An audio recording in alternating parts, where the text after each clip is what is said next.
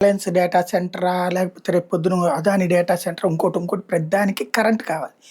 Current వాళ్ళంతట వాళ్ళే solar, విండు లాంటిది ఉత్పత్తి చేసుకుంటుంది ఒక ఎత్తయితే, వీటిటి ఆధారంగా రేపు పొద్దున్న రాబోయేటటువంటి పరిశ్రమలకి పవర్ కావాలి.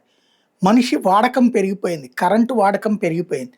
ఆ వాడకానికి ఒకప్పుడు 24 గంటల కరెంట్ అనే మాట విన్నామా? నమ్మామా? అప్పట్లో ఎప్పుడు కరెంట్ వస్తుందో చూసుకునేవాళ్ళు. ఇప్పుడు కరెంటు పోతే 10 నిమిషాలు కూడా తట్టుకోలేకపోతున్నారు. ప్రభుత్వం నమ్మలనక్కలే తిడతాం. కాబట్టి ఈ 24 గంటల కరెంట్ అన్నటువంటి దాంట్లో భాగంగా ఇంకా అవసరాలు పెరిగేటప్పుడు ప్రొడక్షన్ పెరగాలి. కొత్త ఇండస్ట్రీస్‌కి కరెంట్ కావాలి. దీనికోసం న్యూక్లియర్ పవర్ మీద దృష్టి సారిస్తున్నారు. రూ. 1 కరెంట్ వస్తుంది. సంస్థలు కూడా రష్యా వాళ్ళకి సంబంధించిన సంస్థలు, ఫ్రాన్స్ సంస్థలు వచ్చి ఇక్కడ పెట్టి వాళ్ళే అప్పిస్తాయి. మనం ఏడాదికి ఇంత డబ్బులు కట్టుకుంటే సరిపోతుంది.